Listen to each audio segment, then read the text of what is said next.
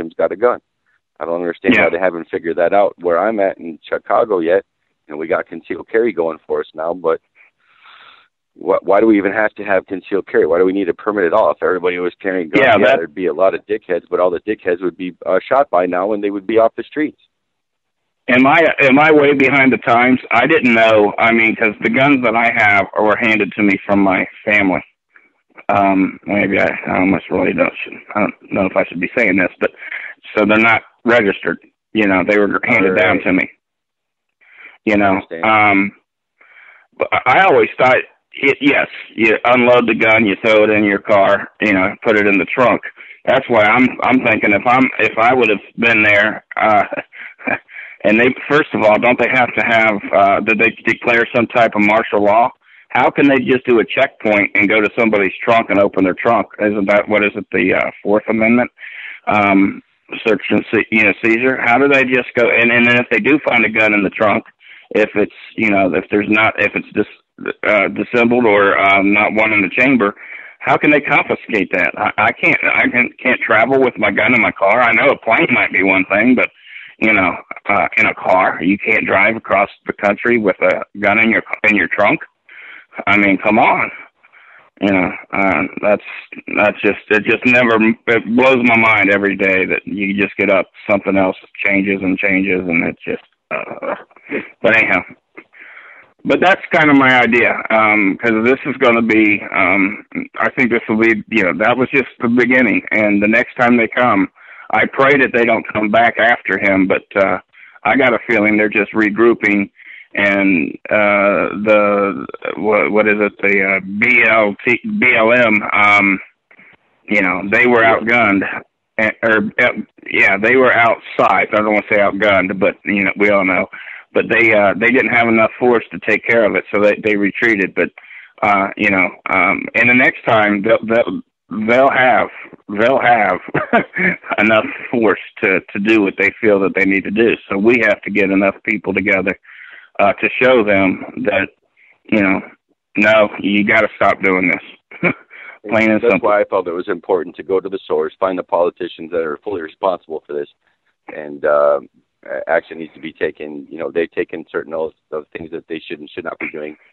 What's the legitimacy behind the BLM? Let's go right there to corporate or however that works. Mm-hmm. As other people said, we need to petition the legitimacy and get people on board to have that just shut down and abolished, as it sounds like more of the private army. You know, people, I wish Blaine was still here, because I would ask him to determine whether he felt BLM, whether BLM were, you know, seemed to be foreigners or not, if they were American people, what the case was there. You know, was it just blue helmets in another shade? What was that exactly? We don't know. I always to get that kind of data. That'd be great. You know, when do we say? And I've heard some people say, well, there's definitely a false statement that if the government does something, no. He said in the Constitution we can just overthrow them. That it's not really in the Constitution. The Second Amendment was the thing behind the Second Amendment wasn't so we can hunt. It was to do tyranny. But funded and organized militia. You know, every state should have had its own militia. We didn't have a federal. You know, we had a Navy to protect the waters, but we didn't have a federal army when everything started. And you know, I'm a federalist. You know, states' rights and blah blah blah blah blah. You know, but I think it's more of the Federalist Papers and the quotes from Jefferson is, yes, we're putting this together, but when you do have tyranny, then it's time to rise up. So is it in the Constitution besides the Second Amendment? But when do you say that you know, because like you said something, and my first response was, you know, anybody that thinks this is, you know, Mr. Obama finishing or doing this, he's just finishing it off. You know, it all started well over 100. I say it started after the Civil War. The federal government, we should not have had slavery, of course, and that was they were working on doing it. But after the Civil War, the federal government. Hold on, my phone was done. Charge it. After the Civil War, the federal government just started doing land grabs, but for the railroads, and they started That's when they just went, they got blood and they just started getting bigger and bigger. And then after the 19th century, World War I and all that, and then the Depression, what was the great crisis that started the Depression? Social Security. So now we can go down that rabbit trail. We got to take care of the people. Everything just started going, and it's been 150 years in the making. But when did we say, our government doesn't really represent what it started out as? It's a socialist, utopia, which isn't going to work. So that's why I'm glad I have you guys to listen to and try to prop me up, because I'm on Facebook saying things like, come on, people. Everybody's just, I'm going to dinner tonight. And they're just walking around life, and they don't know that things are going to get bad. No matter what, things are going to get bad. We've gone past the point to where I've always heard 20 trillion, but they're not going to stop at $20 trillion worth of debt and everything going on. And you look at the world events, it's like whack-a-mole. One thing pops up and then it goes down. One thing pops up and goes down. I feel pretty soon it's all going to pop up at the same time when you look at all the world events going on. Ukraine, the Middle East, North, South Korea. You can just sit here and look at all the stuff going on. People wake up, plus, but then again, I said a little bit yesterday, Rome fell from within.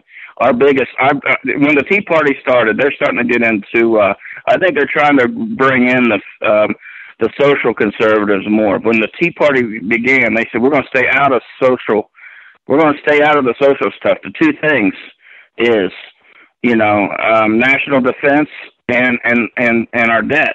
I think the debt's more of a national security risk than the foreigners, because we're going to collapse ourselves, and that's what they want to do. But I'll get off my soapbox. And the theory that you collapse the system and then bring in socialism. Oh, if you guys want to eat, let the government feed you. And they're going to make food. Food's going to be more precious than gold. We'll solve the solution for you. But anyways, I think if I don't know if you guys are organized enough or who's organized enough or do it in pockets, but there was tons and tons of people that would have jumped on a bus and headed that way, or a caravan or whatever. But I just think there has to be maybe we got to start thinking. You got to think 2 or 3 steps ahead of what's going to. You got to have a vision of where's this going to go from now till the future. And I think that's a good idea. Start to put together resources and just show the government that we're not going to just stand here and let them just keep doing it. I like how you think, man. I got 2 more callers on the line. I'm going to go ahead and push them through, okay? Oh, here. Can you hit my thing and let me at least follow you? It's Larry Fitzpatrick. Here, let me get you right now, man. If you want to try again right now, I just deleted some people. You got a second to try to do that? Okay. Well, my phone, I have to kind of hang up. My phone won't go on the internet and do it at the same time, so I'll kind of hang up and then go ahead. I'll try it. What was your name again, brother? Larry Fitzpatrick Jr. Fitzpatrick, Fitzpatrick Jr. I've got a picture of, I'm from the Buckeye State. I got a picture of a cartoon of what was the big bird and the 2 that fought, and he's whooping a Michigan guy. I said, son.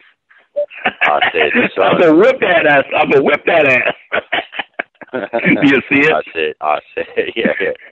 There's more than one way to skin a cat.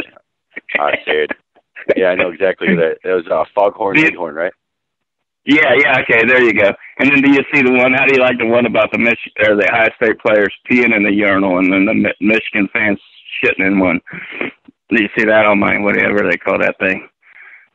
On my wall, or I think that's funny too. You can't fix stupid. All right, I'm going to let these guys chime in, Foghorn. I just added you, man, so you got a request sitting in your box, all right? All right, buddy. Thank you. 10-4, man. God bless. Oh, shit. Hey, sorry, man, this cut was... you off. Go ahead, 537. How you doing? When he had said something about, how with during martial law, how are they going to be able to get in your trunk or whatever because of the amendments? That's the whole point. And look up the executive order, sir. because it says in one of them that it basically voids the Constitution when a national emergency, which is their fancy word instead of martial law, there is no Constitution, there is no right. So that's how they can get in your trunk. And I really think people should Google that and look at what exactly they can take and what exactly they can do, because when they do it and they fight them, they're liable to get hurt. They need to know what they're up against.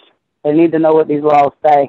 And I'm posting it, actually, sir. If you want to go to, I'm on We Support Bundy Ranch, I believe it is. I've been typing this post for hours while I'm listening, but I'm posting all the executive orders. I'm posting everything about the BLM. I'm posting everything basically that we've talked about. And Brian, I wanted to end it right here. I did it with a special shout out to you, and I wanted to let people know that they could go back and listen to some of these recordings. And what is that number to do that? We have the playback number is 559-726-1399. For the last segment, the audio key to hear that is pound 9140 and then pound again. So pound 9140 pound will get you the last segment, and we gave the last codes in that segment prior. I'm realizing now I should have been writing these down all along so you could listen to each segment if you wanted to, but each segment does give the one prior, so you're going to be listening to it in segments kind of backwards, and then you'll get back to how this all developed. I believe the gentleman on my Facebook page that's reposting all of the everything on YouTube, that goes back all the way to the beginning. If you go to his YouTube page for what he's been recording and rebroadcasting, it's on my page right now on Facebook. It's you'll see the link. But speaking of which, all we got for now. Okay, and it's go to YouTube what? Hey, wait, I've been trying to get 773 back on this call for a while. Go ahead. Yeah, guess what, Brian? What's up? This conference call has a Facebook page now called Community Conference Calls. So you can kind of check that out, facebook.com/community conference calls, all one word. And in the information section, it explains about it and how to get in. Awesome. And you are, of course, an administrator on there, Brian. Awesome. I'm going to go ahead and get there as soon as my computer unfreezes itself. I'm trying to hey, ma'am, what was the name of that page again? I want to post that here. Community Conference Calls. Although I posted it to Brian's Facebook profile, it should be the top link shared on there. Okay, great. Let me go that route. That'll probably be a lot quicker. And then that way, any links that people want to share with you, instead of spamming them to your inbox, they can just post them to the page and they'll come up in the link section. Nice. Yeah, Dave, so that's going to really take awesome. the heat off of you. You are awesome, man. And I'll get the page post syndicated into Twitter as soon as I can. I totally appreciate it. You're 2 steps ahead of me. I don't see that very often. Good for you, man. Thank you. I owe you a couple beers or whatever when we do hook up here in the next week or so.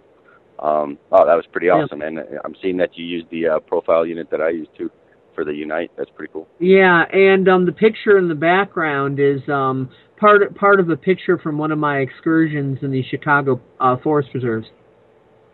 Fair enough. Okay. Thank you so much. I appreciate it.